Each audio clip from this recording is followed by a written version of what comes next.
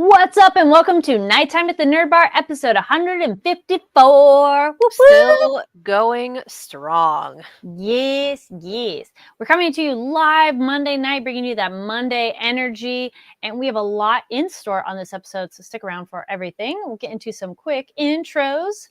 Hello, I'm Carrie Lane. And I'm Katie Cullen. And today we're starting off exciting with special guests. Yes. Woo-woo! We have... There we go. Getting the banner. Yay! We're going to be talking about the movie Marshmallow. We have the director over there and producer, and we'll get into some intros. So, Daniel, we'll start with you. How did you get involved with this project, and how are you involved with this film? Yes, my name's Daniel. I directed the movie. I had a short film play a handful of years ago at a festival where I met our other producer, Warner. And our short opened up for a feature that he had produced, and we just hit it off and exchanged contact information and have been talking for many years. And he said, hey, I got a really cool project that my buddy Todd and I have been looking at making. They sent me a script, and I fell in love with it. It just hit home for me in many ways. And then I kind of pitched my ideas and thoughts to not only Todd and Warner, the producers, but also to Andy, the writer. Somehow tricked them to let me direct the movie, and here we are. Excellent. Nice. Yeah. And Todd? Yeah. So what Danny said is completely accurate. The script was presented to me by my partner Warner, and we fell in love with it. The writer's name is Andy, so that's why I confused Andy Grasoviak. And it was one of these scripts that just blew my mind. And we were lucky enough to be able to option it and make it. And we were lucky enough to have Danny as the director, and everything was taken from there. Nice. All right. And you did have your LA premiere the other day, which stay tuned for those interviews. You're going to check them out here on the Fanversation channel. Those will be up very soon. I'll link them below after this is all done. But tell us, how was the premiere experience in LA for you? It was amazing. We obviously had, I would say 95% of the cast showed up. And what was great about it is, most of the cast, or a lot of the cast, were kids, and they all really bonded on this film. And just to see them get to hang out and just have this reunion before our eyes, and then to have everyone watch the movie, it was really a magical, family type of evening. It was one of the best nights I've had in a long time, for sure. Yeah, I agree. It was really cool. It was very emotional. I think I mentioned at the event, but that morning I got a notice on my phone that said 2 years ago, and it was a picture of us location scouting for that movie, which was really cool. I was like, oh, exactly on this day, we're now showing it. So it was emotional on that level, and just to kind of see everybody together again was really cool. And then, obviously being able to show the film is very exciting, and to just hear the response of people that we know and people that we don't know it was a very special night for sure. I told my wife, I was like, she was, how was it? I'm like, it was great, but I don't remember anything. It was like a wedding, you know what I mean? Yeah. There, I saw a bunch of yellow shirts like you're wearing, and Here we go. Yeah, people were drinking and eating marshmallows, and that's just kind of my. Look at that. I love it. There we Beautiful. go. Yeah, so they gave out shirts, and also stay tuned on we're doing all the kinds of social plugs. Stay tuned on the Fanversation social media platforms here, and my own. We'll be posting some. It was a very exciting premiere too, because they had campfire vibes going on. They had s'mores, other kind of light bites. It just really set the mood, and it was super fun. So actually, on that note, Daniel, I asked you, but I'll ask you again, and it'll be in the interview. But we'll start with Todd. How toasted do you like your marshmallows? I like them burnt. And I like you be able to touch the marshmallow, have it break open, and just have the goo, the goo come out. I really like them like that. I really like to go all in. So you just stick it straight in the fire and call it good. I don't mess around. Go right in the middle. And Daniel, in case people haven't watched the video, your interview yet, how do you like your marshmallow toasted? Same thing, extra burnt. I like it dripping everywhere on top of a Reese's peanut butter cup. That's my jam. Oh, if you haven't tried that, that is the way to go. So that's good. Decadent. Yes, yes. And right before we got leave a comment below. Let us know, how do you like your marshmallows toasted? How do you do your s'mores? Any special things you add? I love hearing about other creative ones. I've also heard doing like the cookies and cream chocolate is another way to change that up. That's good. Well, Carrie, like, now we need to know yours. Golden brown. No, not burnt. Right? I was like, oh, everyone, it was kind of half and half at the red carpet, I'll say. It was either the burnt to a crisp or golden brown. And I'm like, no, not burnt. But take the 10 minutes to put it near the coals and rotate it specifically. Oh yeah, that's me too. Extra piece of chocolate on each side, graham cracker. Yeah.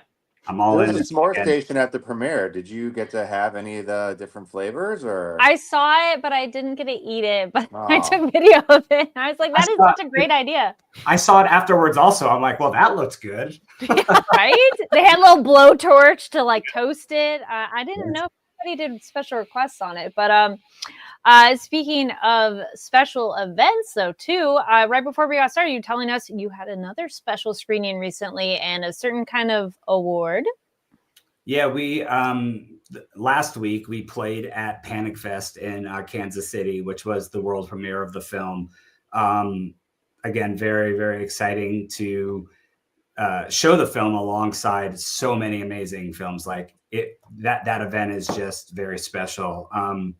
Yeah, it was really super cool. And yeah, today we found out that we won Best of Fest, which is such an honor because, you know, so many great people got to work on this movie, which is cool. And not to toot your horn, but he won Best Director. And he was obviously well-deserved.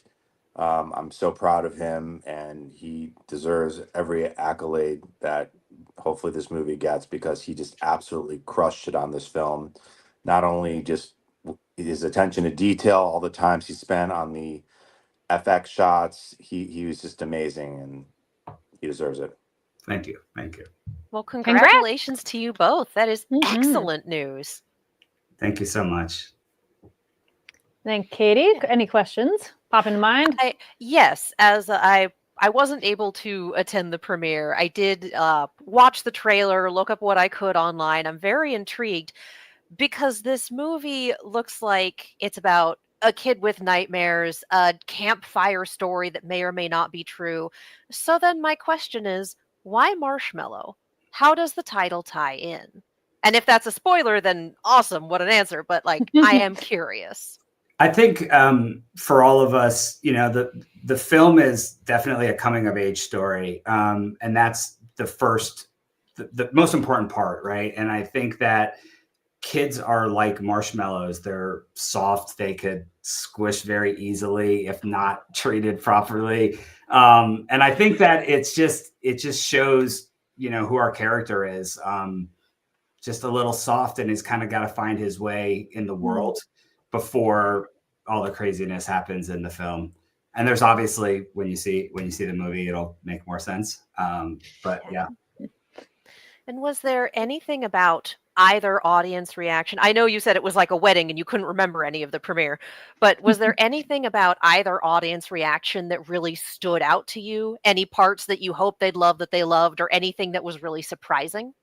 I think everybody, and Todd, you jump in too, but I think everybody really gravitated and liked the kids that were in the film. I mean, behind the camera, I felt like a parent, like watching his kids. And I think everybody fell in love with them on set. And for me, that was really exciting to hear the cheers, the cries, all of that stuff in big moments during the movie, for people to react that way. And a lot of the reviews that we've been fortunate enough to get so far have shined a light on all of their performances. I mean, people were asking us, did you guys just cast a group of friends? That's how much they came together, not, you know, from making the movie. And then as the movie progresses, they all just like bonded more and more every day. And you feel that when you watch the movie, which I think is the most special part. when the Yeah, to genuine me, behind the scenes bleeds through into the story itself. 100%. Excellent. it Oh, was Todd. the at Panic Fest, to me the biggest surprise was that the amount of laughs that the film got. Like I don't think that really there was anything really funny about the film, but like there was a lot of laughs, especially like in the beginning where when the kids are getting to meet all the counselors, and there's just a lot of like, and obviously the movie is scary. It's a horror flick, but I mean, it definitely got a lot of laughs, and that really just, I had seen the movie so many times, just so to hear the audience's reaction, and all the laughs, that was a pleasant surprise for me for sure. Yeah. All I was right. gonna say, stay tuned for the kids' interviews because they do kind of touch upon this, that they had that full summer camp feeling, and it's really cute to hear all of them fondly talk about how much fun they had on set. Yeah, Nice. I think Nice. we all did, which is crazy. Like we lived at that camp. I never went to sleepaway camp, so I would send pictures to my wife, and she's like, "Oh, it looks like you're working real hard there." We're like on hammocks, and we have like campfires in the water. It was just a really great time. Excellent. We get Are one. there- Oh, real quick though, I was like, from our live chat, Gigadare chimes in for the how to do the marshmallow: slight char, Lindt chocolate, and a side of wine. Oh, yeah. Side of wine. That's you gotta rock that for sure. That elevates Oh, it. Yeah. Oh yeah. Yeah. It's Nice. it's not the Great British Baking Show s'more. It's a real s'more. Yes. Continuing on with. Well, I had two different questions, and I don't remember which one I was going to segue. So we'll just go with this one. Are there any fun behind the scenes stories that you haven't had a chance to tell yet? Oof, there's so many. Yeah, I mean, there was a lot of like practical effects stuff that we shot, and a lot of fun sets that we built.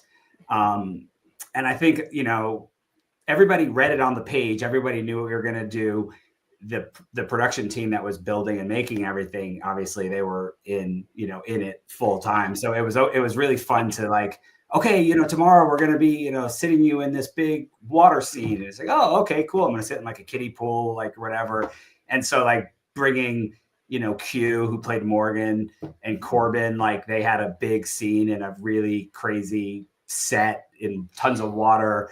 You never really know what the response is going to be, but I mean, I remember Corbin is just like, all right, let's go. Takes his pants off. He's like, gets his bathing suit on. He's like, all right, and he just like jumped in. So that was really exciting for me to see people genuinely reacting and just diving in, no pun intended, diving into some of the crazy stuff that we had. Yeah. Right. Todd, then- anything oh. fun on Yeah. your end? Or? I mean, Oh. for me, it was really, my son Dylan plays Sam in the movie, so I got Okay. to really bond and spend like 3 weeks just alone with him, in an Airbnb in the middle of nowhere, which is really cool, and just hanging out with him, and then all the other parents and all the other kids. Like I said, they really became like close friends, and just going out to dinner with them. That was really just special for me to be able to have that with my son, just on a personal level, behind the scene wise. And then I'm from Cleveland, Ohio originally, and Major League was one of my favorite movies. So having Corbin, in this movie was just like a dream for me. And all my friends are home were like, Dorn's in your movie. So I mean, it was just, that was like a big nerd moment for me. And I was, he was still is obviously such a great guy and just so much fun. And I don't know, just really unexpected, just fun. When he showed up the first day, I was working on something, and they're like, oh, Corbin wants to meet you before. And so I ran over, we started talking, and I'm like, all right, I'm just putting it out there right now. There's gonna be a lot of major league questions. So and he's like, bring it on. And I remember we were like driving to like one of the locations together, and we just like nerded out over it, and it was awesome. All right. Nice. Speaking of being fans of things and being fans of the genre, are there any influences or inspirations that you took from the horror genre, from other stories, from your own experiences? Like, What different things did you fold into this movie? Yeah, for me personally, when I read the script, it's got three very distinct parts. So, and I kind of recognize, like, again, for me, when I read it, I recognized what those parts were. And I definitely leaned into like classic camp films like Meatballs, for example. That was really important. And then I really, leaned into, of course, Friday the 13th and sleepaway camps, The Burning, stuff like that. And there's sci-fi elements, so a lot of Spielberg. I'm a huge Spielberg fan from back in the day, a lot of his early stuff. And, Black Mirror was another reference. Also Twilight Zone was another reference. So it was this balance of those sort of three types of films and how we were going to tie them together in a unique way. It's like we wanted to do something that hits all of the tropes. It was really, really important that we were hitting the tropes so people could experience what they expect, right? Like you have to set it up to give people, it's like, oh, this is exactly what you think it is. Like that's important. That's what we wanted to do because it goes in lots of different directions from there. So that was sort of how I, pulled some ideas and thoughts together. Okay. Yeah. And Todd? Like what he said, it really is like three different acts, like three different movies, and the way, again, he ties it and the cast and crew tie it together is just, it's amazing. It's magic. I've worked on a few films, and this has so far been my favorite experience, and I can't wait for the world to see it. It's fantastic. Excellent. And well, speaking of the world seeing it, it does drop in theaters this Friday, the 11th. Is there anything you would like audiences to know or to keep in mind when they go in to see this movie? Yeah, so excited to be able to play it in movie theaters, which is very rare. Do independent films get to say that? So it's an honor to have the support to do that. And yeah, I mean, word of mouth goes a long way for these types of independent movies, our film and a lot of other films that are out there right now. So, anytime you see an indie movie in theaters, jump at it, spread the word, because the more of this stuff that happens, the better it is for all of us. And we get more movies in theaters. And obviously we're, playing alongside Minecraft, which is dominating the world right now, which is also amazing because that means more people are going to the movies again. Yeah. But yeah, when you see our film, have fun with it. It touches on a lot of different stuff. Like I said, it's coming of age story. It's grief. There's a lot of different parts in there. But we like to think it is a fun, scary movie. So enjoy it. All right. Well, random question. What age would you say your protagonists are young characters. So for people watching who have kids, what kind of age range would you say that they can handle it, in your opinion? Because when I was at the theater, I definitely saw some kids coming out of Minecraft and they're like, marshmallow, what's that? So, because horror movie, but again, I think it does depend on what the age is the protagonist. But what are your thoughts? Well, Yeah. so Danny and I have we both have, actually our kids are around the same age, right? We have 13s, we have 15, 16. So I, in my opinion, it's middle school and above. Maybe some higher elementary school, but the movie is a horror movie. It is scary. It's not your typical slasher, but it's definitely scary. So I would just say middle school and above. Yeah, I think, like Todd said, I have a bunch of kids. My kids have seen it, but obviously I was working on it. I think what's cool about the script, when I read the script, it treated the kids that were in the movie as adults. It lets them do the things that kids want to do when parents are not around. And we made sure, after talking with all of their parents and when we cast them and everything, we wanted to make sure that we treated them as adults. We weren't just, making them do little kid things. And so I think there's an appeal. I would have wanted to see it when I was little, I think there's an appeal for kids to want to be into it. I think that they can enjoy it and get the scares, but I think that adults can will take something away from it as well, because as a parent, there's a lot in this movie that strikes really true to me. You know, and I can't say much beyond that, but I think it's definitely, it goes both ways, which is great, you know, and that's why the film is not rated, because we wanted to make sure to get every sort of demographic coming into it, you know, and enjoying it for what they see in it. Nice. So Yeah. it works for a wide variety of audiences, but Yeah. parents maybe understand how well your kids handle spooky things before you bring them in. Yeah. Exactly. And Fair those of enough. us that are on the older side who love horror movies, you know, got your horror movie. Horror movies are great any time of year, and getting ready for summer, so this is perfect timing. Yeah. Absolutely. And so yes, if we put this down there, you can go follow on social media, Marshmallow Official Movie. Follow them. I was checking out Instagram, and just make sure to tag, because that's the other thing, as Daniel was saying, of getting word of mouth, hashtag things, and, you know, share that. That's a great way for other people to see it, and to, you know, be like, look, so many people are talking about it. Awesome. Anything else you'd like to share before we let you go? We'll start with Daniel. No, thank you so much. We really appreciate you coming out and having us on and wearing our cool t-shirts. We're really, really excited for this movie. We're excited for people to see it. And yeah, thank you so much. Of course. Yeah, for me, you know, obviously it was a pleasure speaking to both of you, and, you know, thanks for coming to the premiere. And, you know, look, it's playing in a lot of major cities, and, you know, please go see it, spread the word, and give us, you know, your honest assessment review of the movie. All right. Well, thank you both so much for coming on and talking with us. We really appreciate it. Thanks for having us. Thanks a lot. Of course. Yeah, thank you. Have a good night. Yeah, you Thanks, too. guys. And then, yeah, quick reminder for the audience, as if you didn't catch it while we were talking about it, Marshmallow drops in theaters this Friday, the 11th. You should be able to go to your local movie theater's ticketing site, how you normally get tickets, etc. See what the show times are, grab your tickets that way. So, yes, do the thing, watch the movie, enjoy it, enjoy your pre-summer spoopies. We have a good time.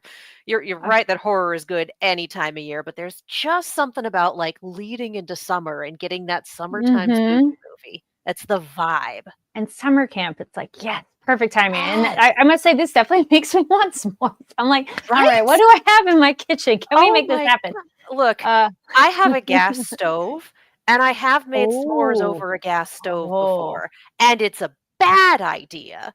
But I also, look, I had a gas stove in college, and I came back from Easter with a packet of Peeps, which are basically marshmallows with sugar coating. And I stuck it on the end of a knife and roasted a peep and made a s'more out of that. It's one of the dumbest things I have ever done in a college kitchen, but it was really good. I must say, I do the maybe atrocious way, but I was like, now we're getting to the specifics. Yeah. I was like, wait, I'm going to put up their other banner because it's not the interview as much anymore. I like to do it where you take your s'more, put the chocolate on, the graham cracker, put it in the microwave for a little bit to start melting the chocolate, and then the marshmallow. And you do have to pay attention because you can't just let it to sit, because otherwise it gets too big and like explodes. And so then that way, when you actually go to eat it, the chocolate's already melting versus like being hard. And yes, it's a specific process, but I love s'mores. I mean, I've done enough of them like actually camping that I'm kind of going microwave. But it's because I want that chocolate melted, because with a campfire, it's hard to do that. You can't. I did love the idea of replacing the chocolate with a Reese's cup, though. It's very intriguing. Like, that sounds like you're not going to have s'more. That sounds like a one and done. That really does sound decadent.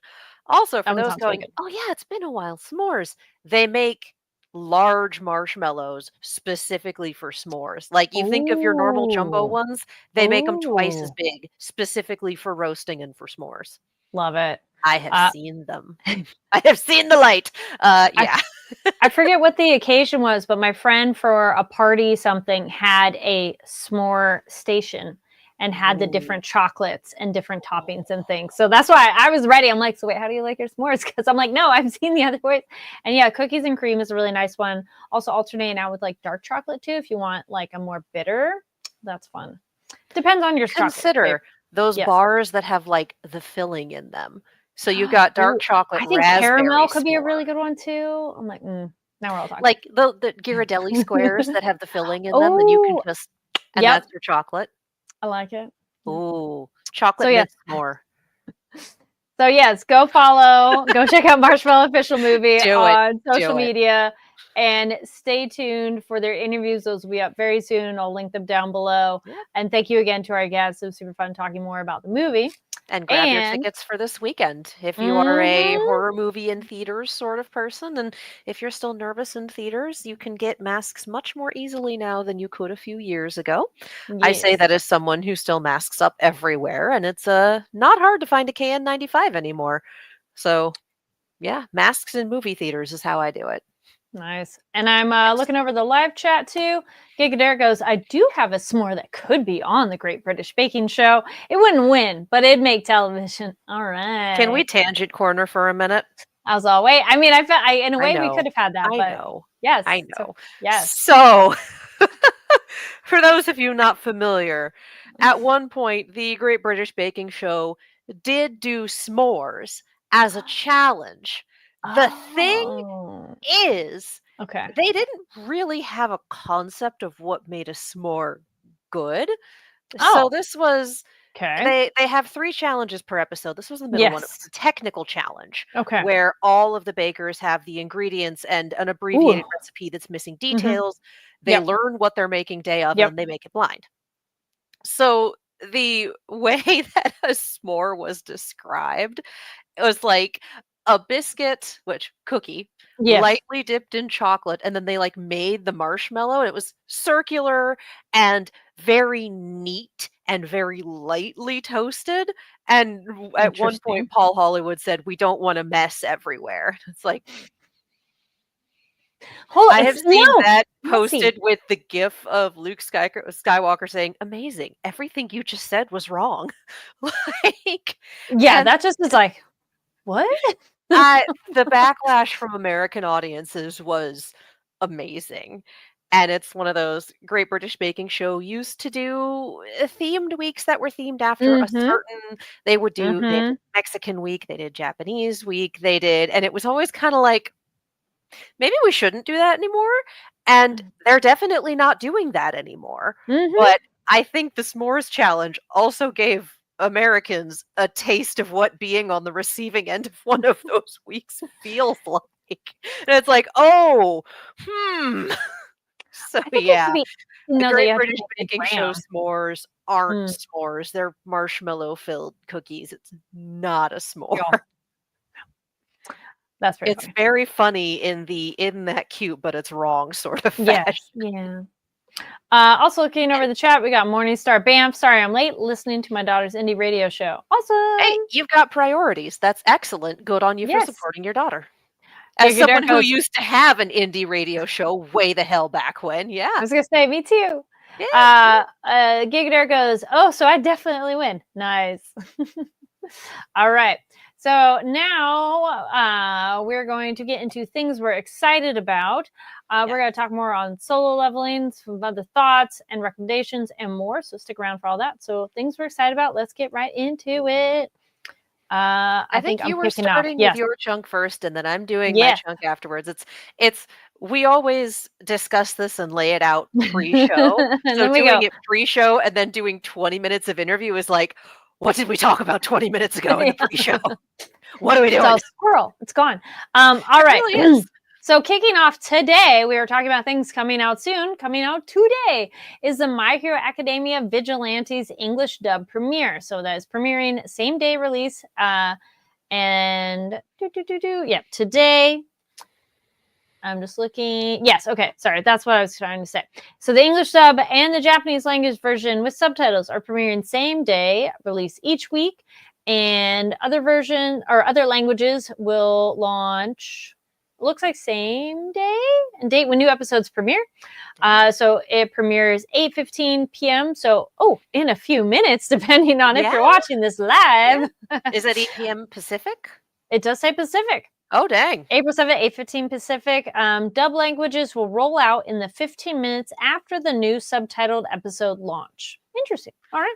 Okay. So only over on Crunchyroll, but that's exciting to have the dub and sub available pretty much same day. Or no, Yeah. same day, almost same time. So go check out the My Hero Academia Vigilantes, which the dub premieres today. Yeah. So woohoo! Over on Crunchyroll. And it sounds like a very fun spin-off show. To my understanding, Yeah. the manga is very fun. So yeah. We talked about it way back when, so it's exciting been a now that it's an anime. Yeah. All right. And then continuing on Crunchyroll 2, I know we're all looking forward to Demon Slayer, which is still a little ways out, but there are now some TV specials streaming on Crunchyroll. So as anticipation grows for the epic conclusion of the franchise, which is wild. I'm like, we've been watching the show for a long time. This is the end? What? Mugen Train was the first movie I saw back when I was comfortable going to movies again during the pandemic. Was Mugen Train. Wow. And now 3 films will be the end, coming out in fall. So there's going to be the TV specials. So it's 5 feature-length episodes that highlight the start of the journey in a bold new format. So I feel this is kind of the way they did the My Hero Academia. Be like, hey, just in case you forgot stuff, here is the refresher. And yeah, so it's 5 streamlined chapters. So whether you are revisiting the show or you just want to hurry up and get caught up, this is a really great way to do it. And yeah, this was what they did for My Hero, which again, excellent because it's been a minute. I think it's a little different from reading the arcs that they're summarizing. It looks like it's a streamlined, cut down season 1. So that's so it's a good recap for season 1 because let's be real, how long has it been since we've all watched season 1? A hot minute, know, right? Well, it's the siblings bond, a Saksa arc, Tsudzumi Mansion arc, Mount Natagumo arc, and the Hashira meeting arc. So yeah, I guess that is just the beginning. Yeah. But yes, it has been a minute since we've had our season 1. Yeah. Just a little bit. Oh boy, how far we've come. My goodness. I went the other direction. I'm glad they have this, but I remember a while ago, I tried to start reading the manga to be like, let me refresh because it's been a minute. All right. Yeah. And more news and another similar format of, in case you didn't watch it or you want the refresher. Well, hold on one second there. Yep, we are, I'm going to steal your thunder a little bit. The Kaiju number 8 movie is dropping this coming week. Thank you. There we go. Yep. So we talked about this one. It is releasing 2 theaters Friday and Saturday. Friday, Saturday, and Sunday. So the weekend, April 11th, 12th, and 13th. And so this will be the Omnibus Kaiju number 8 Mission Recon. Features action-packed recap of the season 1. Because there's just 1 season and a new episode. So I'm excited. We're going to be checking those out and we'll let you all know about it. Don't worry, no spoilers, but we will let you know about that next week. Was there a date on the 16th as well? I think the most recent one that I have that came 3 days ago has it as the 13th, 14th, and 16th. I think it's Sunday, Monday, Wednesday. I'm like, hold on. Kaiju. Yeah, that's we have a few emails. Many as emails. It turns out, because Crunchyroll is very excited for it, and so are we. So we want to make sure that we give you guys the correct dates. 13, 14, and 16. Yes. Yes. And we will be covering it. We should be covering it. But then we can still talk about it next week, yes. Yes. That is the plan, to talk about it next week, because Carrie has seen Kaiju number 8, and I have not yet at this point. So you will have the opinion from both sides. The recap movie from someone who has seen the season and can talk about it as a recap, and the recap movie from someone who hasn't seen it at all and can talk about it as an introduction. Yay! Also Yes. throwing back to Demon Slayer real quick. Yes. No, Laura goes, sure, Demon Slayer, why not? It's not like I'm still emotionally damaged by the goat Rengoku death. You animals. Yes, this is We true. all are. We've never Yeah. recovered. That's how Yeah. it goes. Yeah. Anyway. But yes, going Yes. to theaters. Woohoo, all kinds of fun stuff. Continuing on with anime in theaters, and I love that the top of this press release is just Dan to Dan. Like, yes, we are here for it. The breakout hit anime of 2024 returns for season 2. Series to kick off with Dan to Dan Evil Eye, the worldwide theatrical premiere of the second season of the genre-bending occult smash hit, and Dan to Dan season 2 TV series to stream globally in July. It is Woo. coming to theaters in Asia from Muse on May 30th, and from G Kids, it'll come to North American theaters from June 6th, and European theaters from ADN on June 7th. So that should be very, very fun. So I'm not sure if tickets are available yet. I'm looking for that information. I don't know that they are, but presumably this is going to be like the first season of Dan to Dan, where they drop the first 3 episodes edited together as a theatrical release. So it's looking like they're going to do something similar for Dan to Dan Evil Eye when it drops outside of Japan. When it drops again, 30th in Asia, June 6th on Woohoo. America, and European theaters on June 7th. And yeah, series streaming worldwide this July. So those are the dates that we have. And to be clear, to my understanding of this, it's not just the 30th, the 6th, the 7th. It's starting the 30th, the 6th, the 7th. If this runs the way that the season 1 theatrical premiere did, it'll be in theaters for a good chunk of time. So, yes, that's going to be fun. Keep an eye out for when tickets go on sale for that one. I'm going to take a hot moment for a water break as well, because we're marathoning it today. We're like all kinds of talking and getting the info for everybody. Pre-production was very fun. Yes, we have an announcement from our friends at Funko, which I am pulling up. There we go. In case you missed it, new Funko Pops coming soon, and Loungefly drop now live. So for those of you who are fans of Five Nights at Freddy's, and I'm sure there are plenty of you out there, I am one myself. We are eating well. Funko is going to release its latest Five Nights at Freddy's inspired collectibles. They have been announced, but they are not available quite yet. You can go to the Funko site and opt into the Notify Me alerts to be the first to know when they drop. Even better, Loungefly has officially announced its FNAF collection available now for purchase. We have a Freddy Fazbear bag and a Chico wallet. And I kind of love the Chico wallet here. It looks terrifying. So we will be posting these on our social medias, on the Twitters and the Blue Skies at NTATNB. So you want to see these photos. And yeah, those will be available soon from Funko. Woohoo! Continuing on with anime and streaming and premieres on Crunchyroll, we have To Be Hero X. The English dub same day premiere started on April 5th, so started this past Saturday. The English dub for the action-packed, visually stunning new original series To Be Hero X premiered on the same day as the Japanese language version with subtitles. New episodes released each week. So that premiered on April 5th at 5:30 p.m. Pacific, and it's the same idea that the dub languages rolled out 15 minutes after the new subtitled languages. So I kind of love that they're doing this. And if you are interested in To Be Hero X, our synopsis is, in a world full of brilliant heroes, it's the trust of fans that turns heroes into superheroes. If a hero loses the people's trust, they lose their special abilities. Trust value is collected, quantified, and used to determine a hero's ranking displayed on their wrist. Every 2 years, the top heroes go to a tournament to fight to determine new trust values and earn their rankings. So I saw the trailer. It looks so good. The fact that the belief of the people is what gives them their powers, that's some gods stuff, you know? That's usually something American that gods, people, for when sure. writing about, Yep.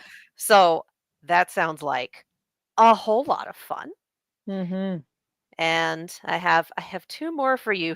You read them on a tab, I read them on my phone. And this is what we have. We did get an update from Crunchyroll regarding the spring 2025 anime season calendar. We've had some additions, we've had a few things move, and so I am going to give you, let's see. Okay. I think there is only so much I can give you on this now that I'm looking through it, but I am going to give you everything that has premiered so far. So this will be available to you now on Crunchyroll. So for Sunday, March 25th, I'm the evil overlord of an intergalactic empire. First 3 episodes now available. We had on that same weekend, Unaware Atalia Master, Pawn a Witch's Death, Catch Me at the Ballpark. We just have all sorts of fun stuff. Windbreaker Season 2 started on Thursday, April 3rd, this past week. Fire Force Season 3 started on Friday the 4th. Guilty Gear Strive started. Kowloon Generic Romance started. One Piece is back. The Egghead Arc Part 1 Recap Special and Episode 1123. So that was One Piece this past weekend, as well as the Black Butler Emerald Witch Arc, and To Be Hero X, which we just mentioned. Witch Watch dropped yesterday, as did another episode of One Piece. And as we said today, My Hero Academia Vigilantes. And again, I'm not going to read you everything that's on this calendar, Just a few because things. there's so much on this calendar, you guys. Yeah. But keep an eye out. Check Crunchyroll's website if you want lists. Check their social media. And I mean, check the app. Mm-hmm. It'll give you all the stuff. There's always a category that's like brand new, just started. So if you want to flip through that, see what looks interesting, have a good time there. And continuing on with Crunchyroll. And they because have a my tab goodness, of this thing too. they have so much going on right now, you guys. It's excellent. Finn Wolfhard, Reina Sawamaya, and more, plus nominees revealed for 2025 Crunchyroll Anime Awards. The nominees are up. You are able to vote. You are able to vote once per day. So it's not just one and done. You can keep doing it. Crunchyroll reveals nominees and star-studded celebrity presenter lineup for the 2025 Crunchyroll Anime Awards. Anime of the Year nominees include Dan to Dan, Delicious in Dungeon, Free Run Beyond Journey's End, Kaiju Number 8, Solo Leveling, and The Apothecary Diaries. No surprises there, truly. Ooh, those are all like, I'm like, oh, that's gonna be hard. They are all powerhouses. I mean, every single one of those, if they win, you can be like, oh yeah, I can see that. Oh yeah, absolutely. Yeah, of course they won. Like, and very rarely do you see nominees for a category and you sit there and go, every single one of those is a contender. They are all on the same level. That is rare. Anime of the Year is going to be hotly contested, let's say. And whoever gets it will have deserved it. Yeah, Anime Award winners to be presented by Stranger Things' Finn Wolfhard and Gaten Montazaro, as well as Damiano David, Chloe Kim, and more, Sunday, May 25th, live from Tokyo, Japan. So the voting is now open and will be open until April 14th, so that is next week. Visit the Crunchyroll site, visit the Crunchyroll Anime Awards official website, cast your vote every day, and holy cow, you guys. Holy cow, you guys. They gave us a full list of all of the nominees. And again, I will not be reading everything. I was going to say, go check their website. It's long enough that the email, Yeah. it's long enough that the email cut off, but we have categories like Anime of the Year, Film of the Year, Best Original Anime, Best Continuing, Best New, Best Opening Sequence. Oh, that's going to be a fun one. Best ending sequence, action, comedy, drama, isekai, romance, slice of life. It just continues on through the genres. I believe we had last year, and I would be surprised if we didn't have this year, categories for the different language dubs. Like it's extensive in a good way. So again, head to the Crunchyroll Anime Awards website. If you are having trouble finding it, just head to the Crunchyroll website and you will definitely be able to navigate from there. Cast your vote. Cast your vote every day up through the 14th. And then tune in on the 25th to see the award ceremony. All right. Yeah, it'll be a good time. Again, that is that best anime category is stacked. Oh yeah, Just stacked. I'm excited. I was like, ooh, I haven't had a chance to look at all of them, and I'm like, I'm gonna go vote. It's fun. It's fun though too. If you guys haven't done it before, it's really fun to go through. And then they also have the English voice actors, which some of them we've talked to on here. So I mean, it's fun to go check out who's nominated and give your vote. Yes. Yeah, I believe Alex Lee is nominated. He's said so on his Instagram. He was very like, you guys. Yeah. Yeah. All right. I was all speaking of some more thoughts on Solo Leveling. Holy cow, what a Time season. to let it digest. Yes. So much has happened. There's part of me that really does think I should have come up with a better name for the Ant King. And the other part of me is like, when he started eating heads, that's when I knew that Gimme Kiss was gonna stick. Like, unfortunately, this is what we have now. We have Pencil Me In for Murder, we have Timu All Might, and we have Gimme Kiss. Can't wait to see what season 3 will bring if / when it's announced. Oh man. Yeah, I'm trying to think on from 1 to 2. I think the bit that's sticking with me, and I don't know if this is something that will be, because I'm not interested in doing a season recap right now because we've recapped every episode in the season. Yeah. Like, we don't need to do that. I want to theory craft. I want to talk about highlights and lowlights and all sorts of stuff.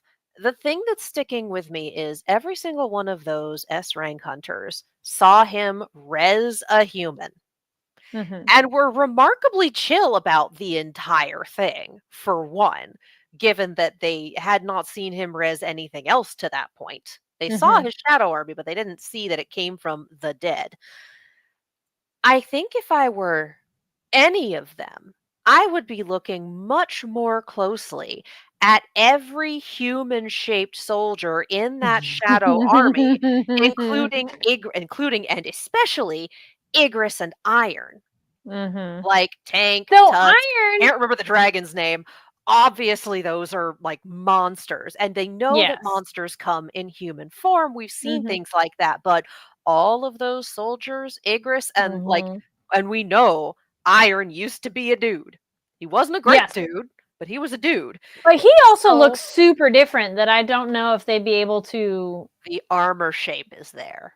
Okay. The armor is distinctive. It's in much the same way that when he res the healer, it was the hood and the book, and it's all there. Yeah. So that's one of those things where I don't know if it's ever going to be brought up. I don't know if I trust this story to handle that sort of topic the way that it would need to be handled, because it does undercut the decisions of our protagonist, and not every power fantasy is prepared or willing to do that.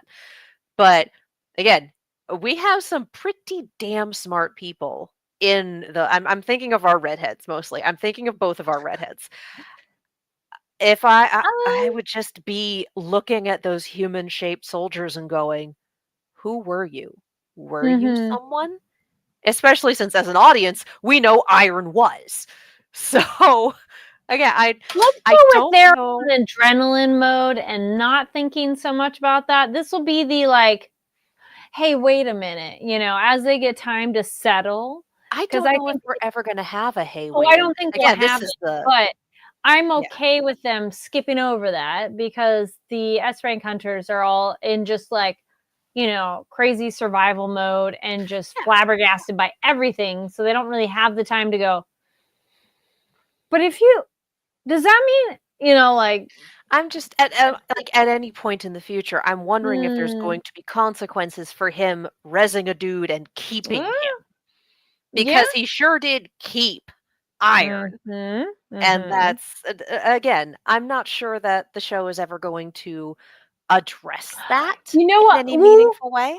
I could see our tiger guy. Again, we do fun names here. Our redhead tiger. He's a furry. I could see, yes, our furry.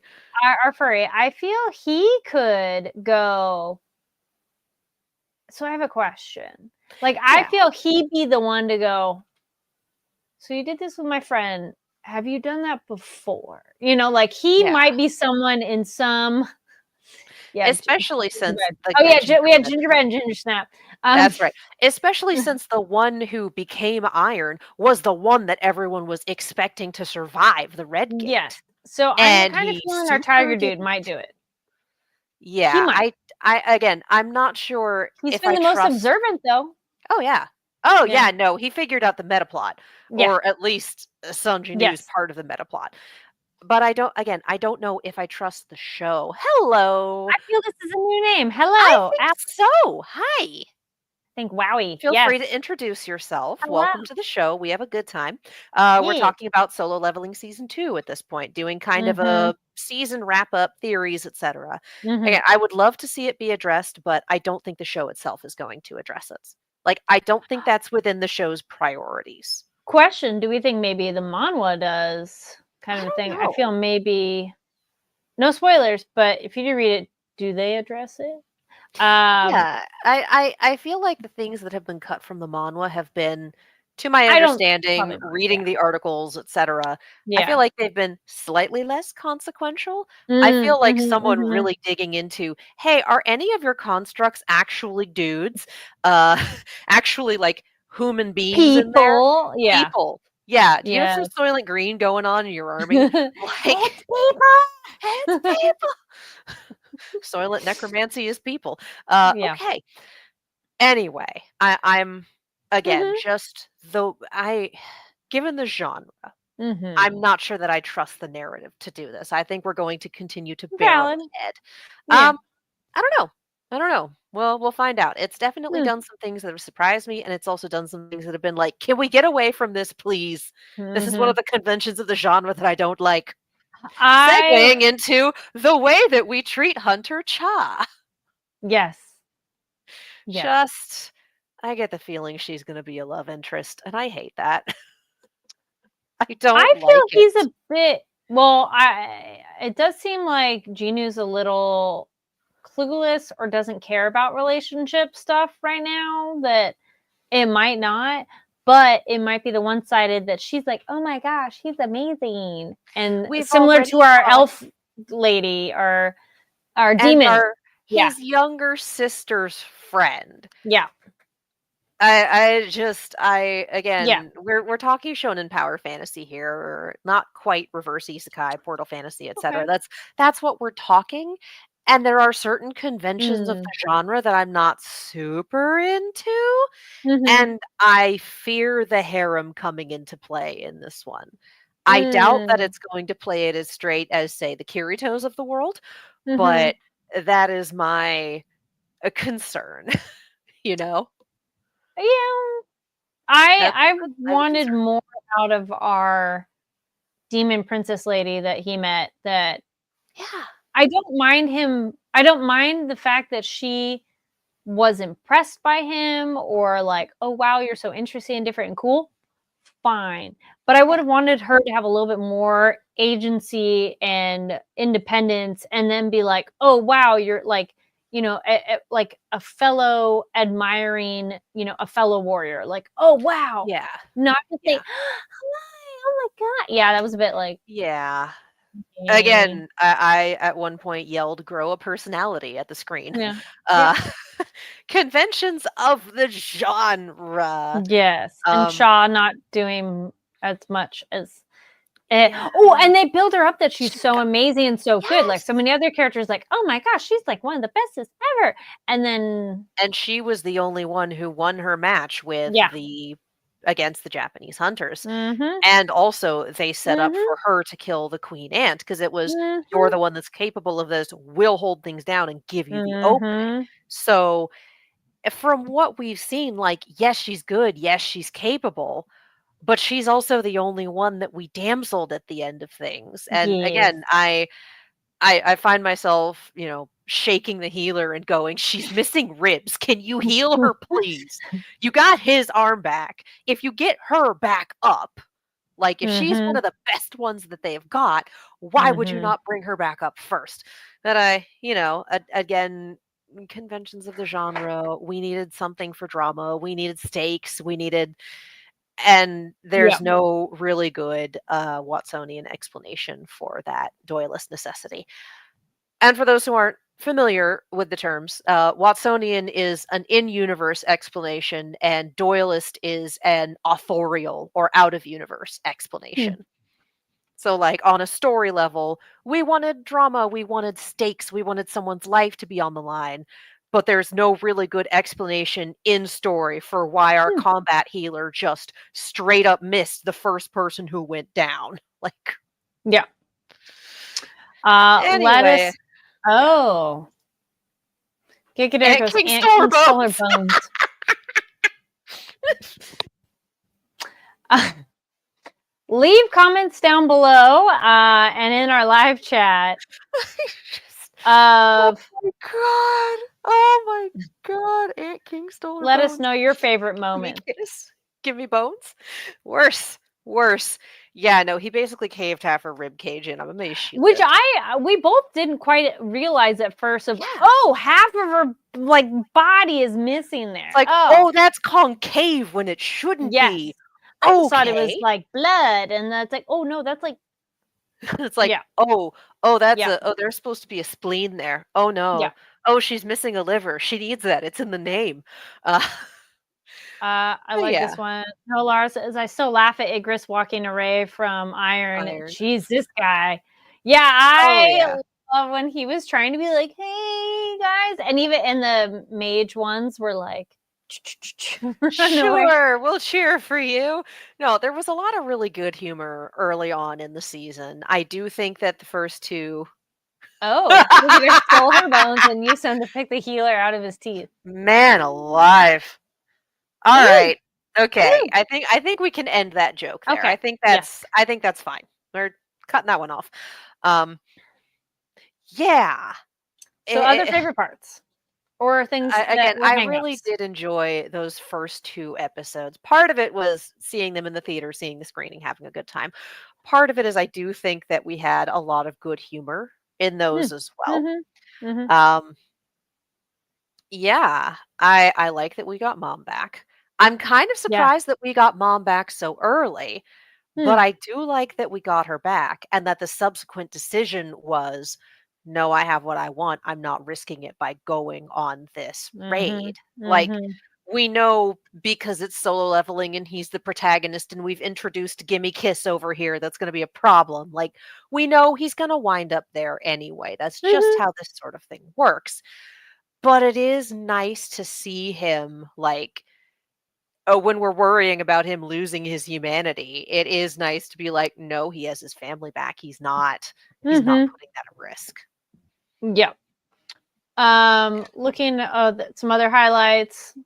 No, Laura says top 3 highlights: Igris cold walk against Ice Bear, Sung Jin-woo getting his S rank respect, and Dong So getting humbled by Jinu's father. Yeah. Yes, pencil me in for murder's extended hospital stay. Yes. I am wondering about Dad. Because we had that last he was mysteriously there with the 2 people playing the pronoun game, and with Dad presumably listening in, who's also just on this island full of ant corpses now. I'm wondering if Dad's ever going to come back to the mainland. I'm wondering if Dad's ever going to say hi to his family, or if he is going to stay away from them to try to keep them safe. Because Dad doesn't know that his son, or Dad presumably does not know that his son is making waves. We don't know if he was on the island during the mission. We don't know where he's been aside from presumably swimming across the Pacific Ocean? ? Yeah. Uncertain. How did you get here, sir? Dad's still a mystery, but Dad seems to know a lot more about the meta plot than any of us. Okay, there goes. He's still in the prison jumpsuit. Steal a jacket, my God. Yes. He was swimming the Pacific. He didn't have time. He didn't well, there's plenty of bodies to have grabbed some clothes from on that island. God. I don't know if any of them are his size. Oh, that's true. He is a very big, muscular man. He's a huge dude. He's a big guy. Yeah, so Um, again, he knows more about the meta plot than everyone else, which is presumably yes. why we are keeping him off stage at this point. Eh, Can't reveal too much to the audience, can't reveal too much to the characters, but again, we have these two super powerful people having an extremely frustratingly vague conversation. Nobody talks like this in real life. Nobody talks like this in not that real long. life. You might have like one snippet be that vague of like, hey, do you want me to go get that over there? And you're like, what, where, who, what? Non-specific, but not an entire like 5-minute That conversation where you're like, yeah, and somebody's that's gonna go, wait, which, what? Yeah. I'm not going to rag on Solo Leveling for that because that's No. just a fiction convention. Yes. That is we Yes. have to keep it vague for the audience. Oh yeah. And so we're having again, it's the pronoun game. Mm-hmm. So I'm not ragging on Solo Leveling for that. That's a fiction Real thing. people do that though Everyone does too. that. And Yeah. no, it drives me nuts. So I'll very specifically like, what are the different things? Because I'm like, what are you talking about? And I Unless mean, it is very if my obvious. brain gives up, I will default to the thing with the stuff just as a placeholder. But Mhm. like yeah, that the pronoun game conversation. Yes. So again, we are introducing more of the meta plot. We definitely Yeah. got more meta plot this season with Mhm. the elf king glitching out when being asked too Yes. much, and our demon princess Mm. glitching out when being asked too Yep. much. Like And the it's other fun. ogre, not ogre, or Yes. him too. He glitched as well. Tusk. Tusk, Yeah, we got the glitch from his point of view. It wasn't which was different. because the other Yeah. two were Jinnu asking them for Yes. information and then Yes. the system or something protecting itself and refusing to let that Yeah. happen. Whereas we got it from Tusk's point of view and it was, is this my purpose? Is this what's supposed to be happening? Mhm. I didn't think when I got summoned here, and then that's when things broke. So we get again, 3 beats though of things breaking. some things. Yeah. Mhm. And the Mhm. fact that we continue to see Biddy Jinnu in the openings and the Mhm. endings, like we're not Mhm. letting go of that imagery. Yes. We haven't seen Biddy Jinnu actually in the show for a hot minute Yeah. now, Mhm. but we're not letting go of the imagery. We keep seeing him captive. We see him dead in the opening. It's kind of the implication. Mhm. So again, we're playing at meta plot here. We're getting more of it. I am very intrigued by it, as you can tell from the conspiracy board A that's little bit. totally here. A little bit. Yeah. Yeah. So I'm still very much on the Scrap Princess, all simulation video game, Mhm. unreality. I'm on that train. I'm not Mm. sure how much is real and how much is string pulling, but Mhm. I will be intrigued to see. Yeah, I feel we've been dangled out some information, but definitely not enough that it's the No.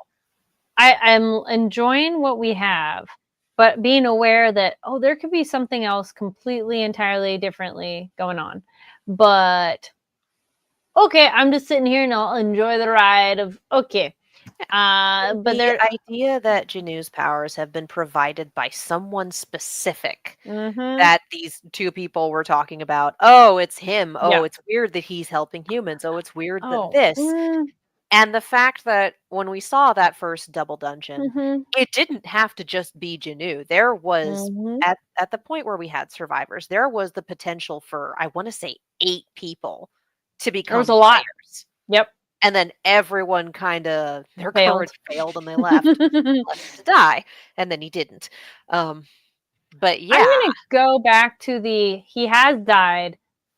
I don't necessarily think he's possessed, but I do think how he's come back is some other entity's assistance.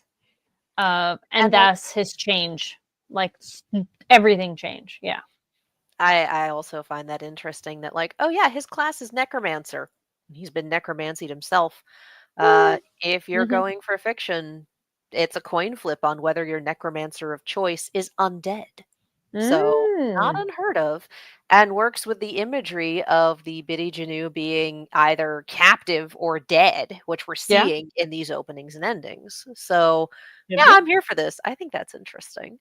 Mhm. Let us know your theories. No spoilers, though, if you know anything. Yeah. You can have fun theories, but no spoilers.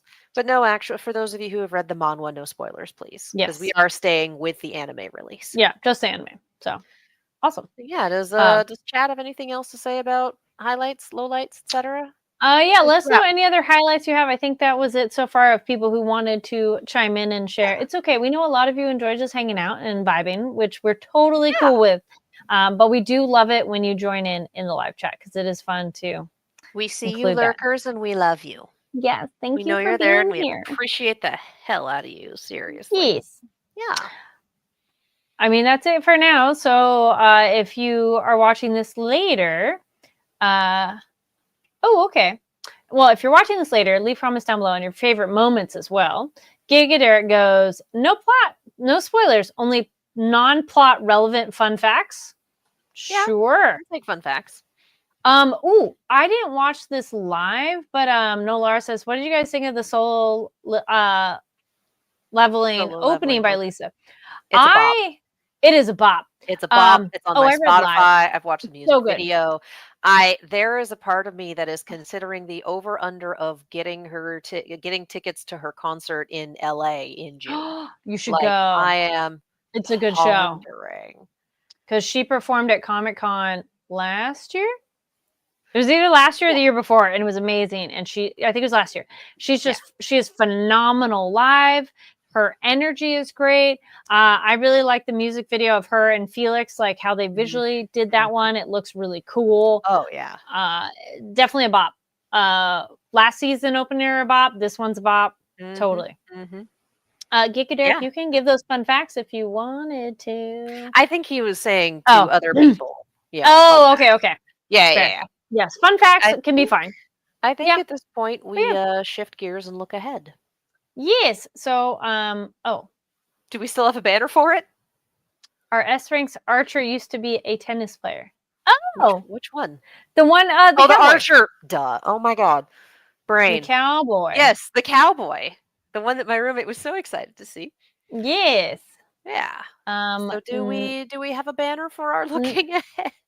No, but I can write it. Alrighty. Yes. I believe in you. I was like, hold on. Stand by. So for those of you going, wait a minute, looking ahead, Go Loser Ranger returns on Sunday. So we will be covering Loser Ranger episode by episode with the sub release because we're not playing catch up. We're just going for it. Starting next week. So I think when we do this banner up, we do want to do, a little baby bit of plot recap and a little baby bit of theory recap. I think the Demon Slayer board's over here. I think the Loser Ranger one might also still be over here. I put a lot of boards on this side. Demon Slayer lives on this side, though. That much I remember. Been a minute. I'll figure it out by next week. Yeah. So I think with this banner up, if you have not seen Loser Ranger Season 1, this is the point where you mute things because I think we're going to talk some spoilers. You do have a week to catch up. It is either 12 or 13 episodes. So, a couple episodes a night, catch up. Both dub and sub are excellent. But I think I want to do a little 12. When Last We Left 12. Thank you. I think I want to do a little When Last We Left Our Heroes and also some theory recap because we've definitely got some wild theories going in. For those of you who have not watched it yet, it is very much Power Rangers meets The Boys in terms of genre and tone. So if you have trouble with extreme levels of violence, and it's like, we just came from solo leveling. Yeah, solo leveling kind of leads more towards like the shonen, like less grounded in reality. So all the stuff that Gimme Kiss likes to do, but with a more realistic bent. And that's kind of, I wasn't kidding about the comparison to The Boys. Like the violence in Loser Ranger has made me go more than once. So there are some dark themes. Read the content warnings, prepare yourself, and do not be afraid to hop out if you need to. That said, I love Loser Ranger. Man, this show is messed up. Let's go. Yeah. It's a great time. If you grew up with Power Rangers and you want to see some crazy ass subversions, you're going to love Loser Ranger. So, this is the spoiler warning for those who have not seen season 1 yet. Go ahead and hit that mute button and then watch the lower third to see when we swap to recommendations. when last we left our heroes, oh my god, I don't know how they're going to do PR around this. I don't. Uh, Because, I was looking at, so yeah, Fighter D engages in a head-to-head fight with Blue Keeper with only his mimicry and burst form. Fighter D is an overwhelming disadvantage against Blue Keeper, who possesses a wide range of weapons at his disposal. Is the okay, plot so, description. well, yeah, when last we left our heroes, a boss monster, which are supposed to be extinct, is very much back in action and killed Blue Keeper. So we are fully down a keeper. The one thing I don't remember from that last episode is whether or not. Oh yeah, no, the opening. Go Opening and Loser ending, Ranger. Opening and ending are great. Yeah. amazing. I have to say I prefer the ending for season 1, but they're both great. I think I like Uh, the ending better too, but I like both. yeah, yeah, they're both really good. Mhm. But the thing I don't remember is whether or not Blue Keeper's divine artifact got taken. I feel like it would have if Kurogiri had anything to say about it. It might not have been. But the thing is, they got to yeah. replace Blue Keeper. And it's going to Mhm. be, it's not as hard to hide that Red is missing his divine artifact. It's going to be real hard to hide that a dude died. Mhm. Like, holy shit. So I can't wait to see the PR shenanigans for this. We have a boss monster back in play who I can't remember his name, but he's just God. Yes. Like, That's he like introduced Todd. himself as God at one point, and I'm like, you Yeah. have a name, it's 4 syllables, it starts with P. I don't remember it. You're just God, Oh. and you look like an angry tree.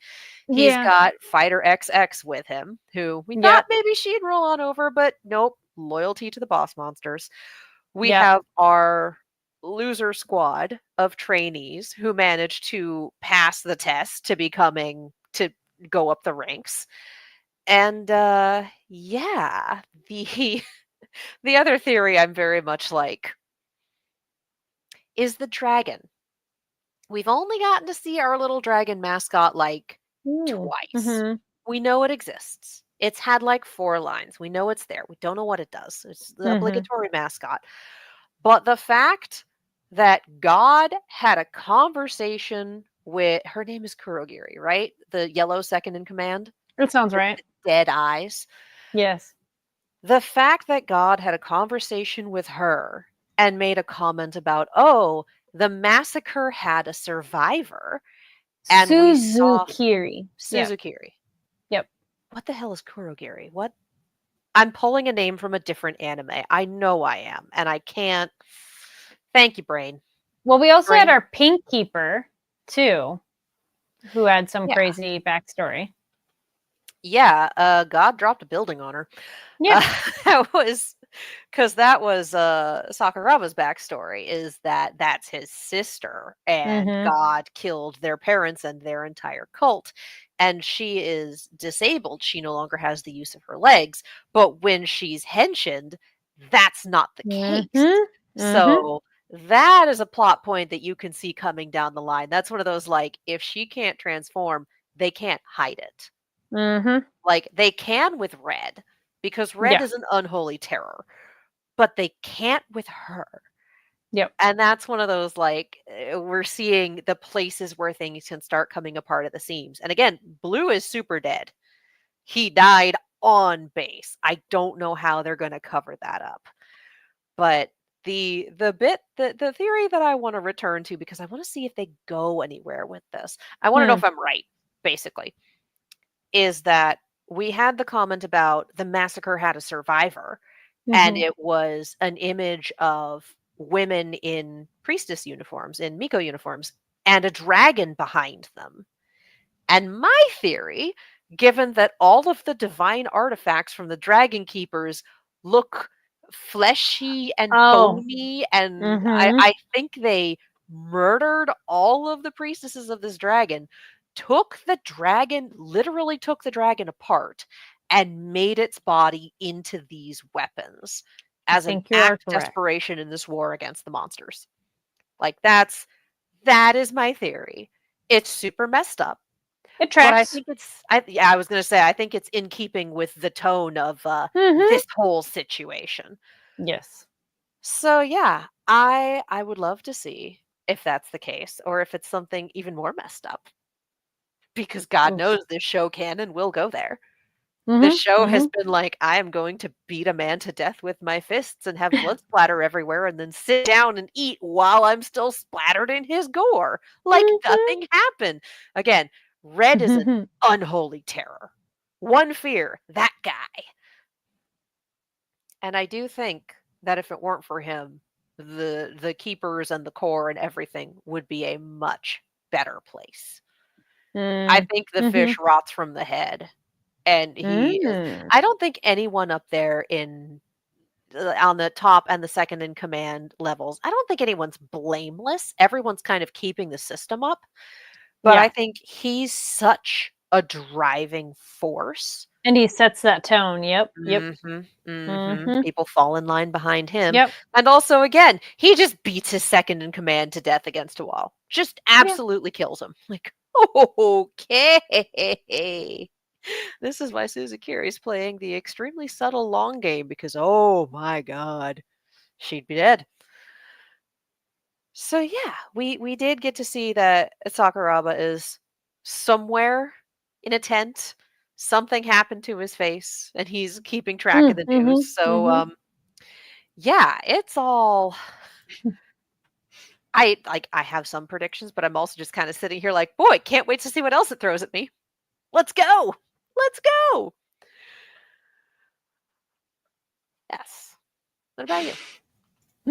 I was gonna say, I'm like, oh yeah, well, where do we leave off? Oh yeah, here we go. No Laura goes, Red Ranger's thought process is, I'm a god, all the others are below me. Mhm. Yes. Mhm. I think you definitely covered the main things of, I just want to know, yeah, where do they go from there? When is this facade gonna break for the public in terms of, oh, the Rangers are great? Like when, Yeah. how long can they hold that up? Back to the PR nightmare.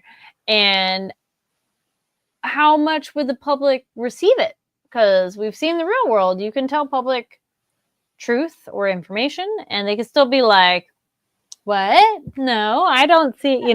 Like. So I'm kind of curious of where that will go.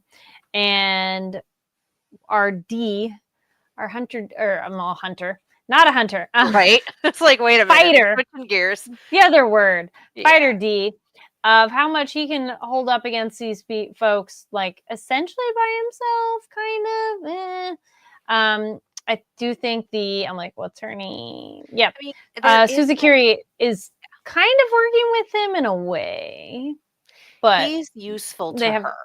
yes. They So are not that's partners. important. He is Yes. currently useful to her. Yes. I So think he's good for now. she's got her own thing going on, but I Oh, also yeah. think that she would kill anyone and burn Oh, anything to yeah. the ground in order to enact her plans. Like, Yes. she is also an unholy terror, but Mhm. just a very different flavor. Yes. I will be interested to see if we get to know anything more about the yellow or green keepers, because we got into a Yeah. little more depth with blue and pink, and Yes. for as much as we've seen of red, we don't actually know jack shit about that man. Yeah.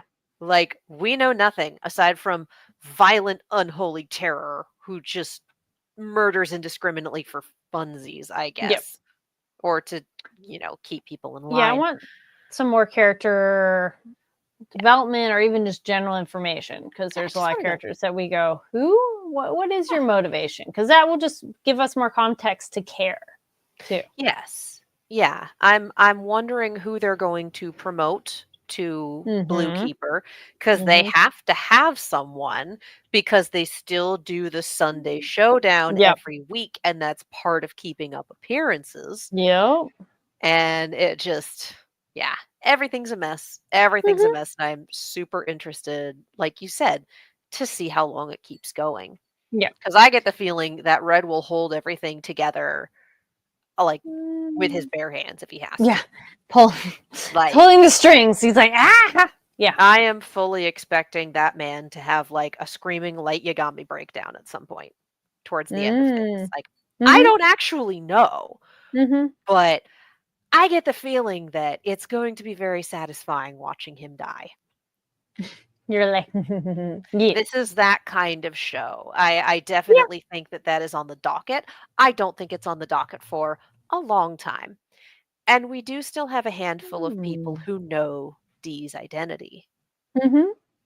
Like It's true. Suzukiri being one of them. And how much do they care? I mean, Suzukiri, whatever. Yeah, But she does not care. the shorter blue recruit with the fluffy hair, he knew, and we thought he Yeah. died, and then he didn't die, but he knows. Yes. I don't know. I think the entire B squad, all the people that he worked with that then got promoted, I think they all know what he is. Yes, when he was training with the independent, when they're doing their like testing, and I think it's just getting new characters that are learning, how messed up the system is, so that they can go, Yeah. we'll change things. Like this Yeah. isn't what we thought it was, and we'll help you out. We were told you're bad, but we're kind of learning not so much. Like, yeah, whatever. Yeah, maybe we've been lied to. Mwahaha. It's like, Yeah. oh, they've absolutely been lied to. So many of them in so many ways. But Mm-hmm. I'm just interested to see where we go from here. Yep.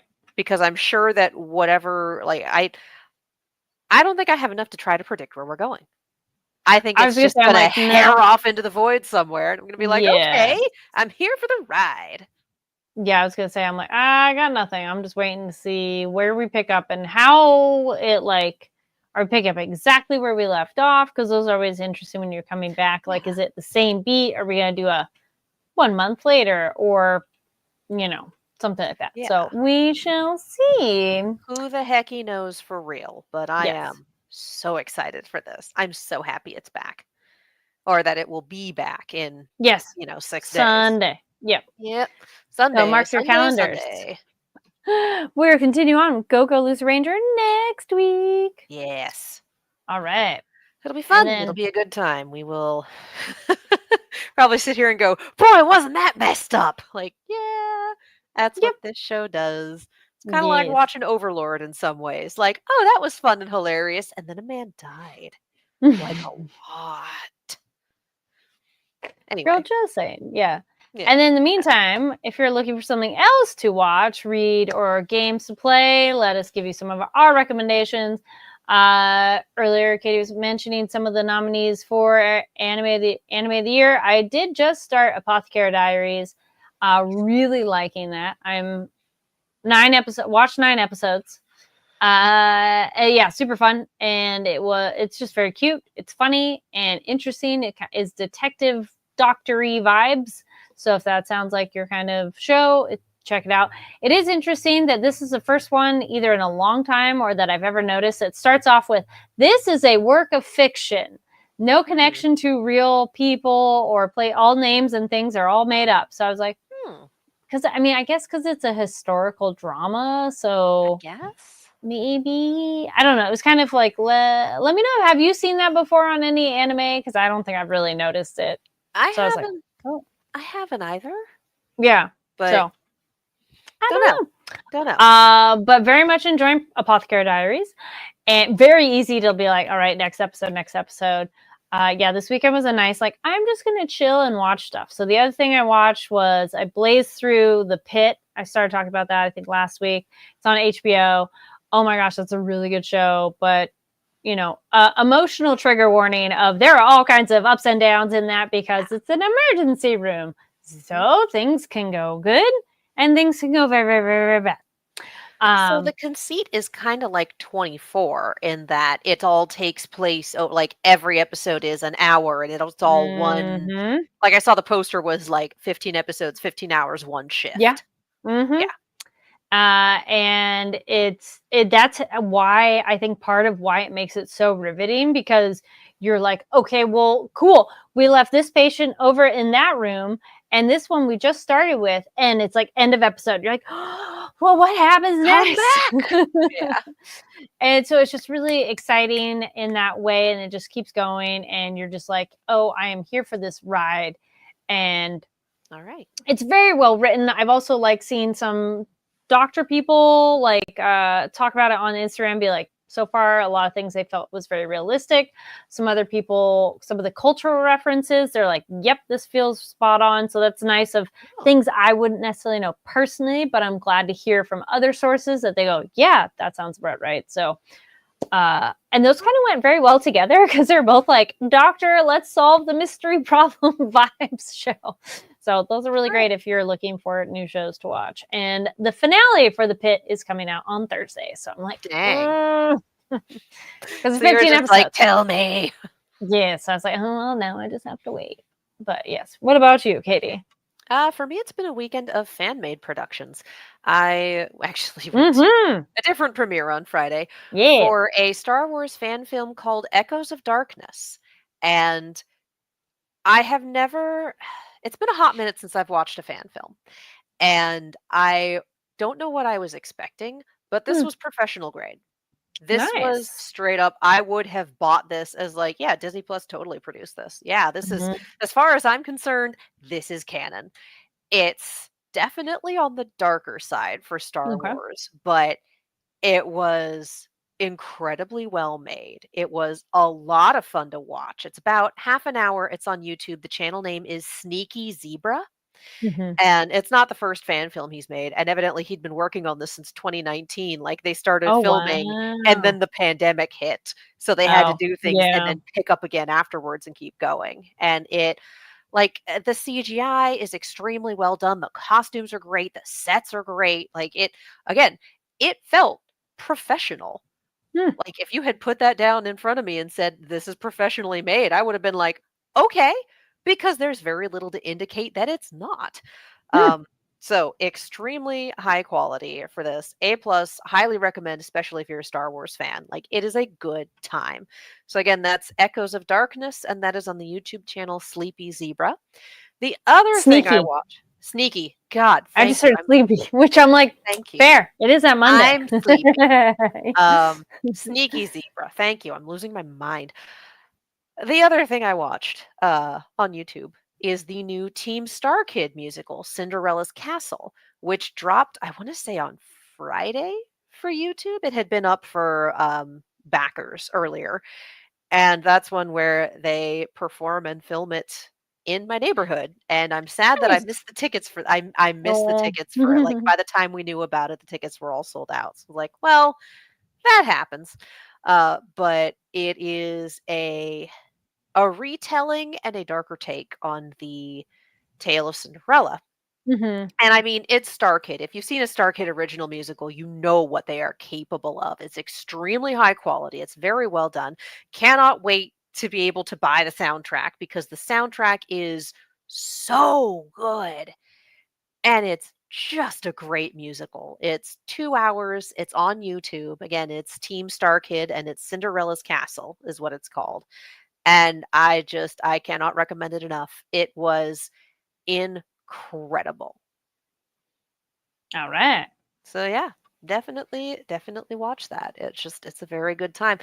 And for those of you who've seen Star Kid, like they do good sets, they do good costumes.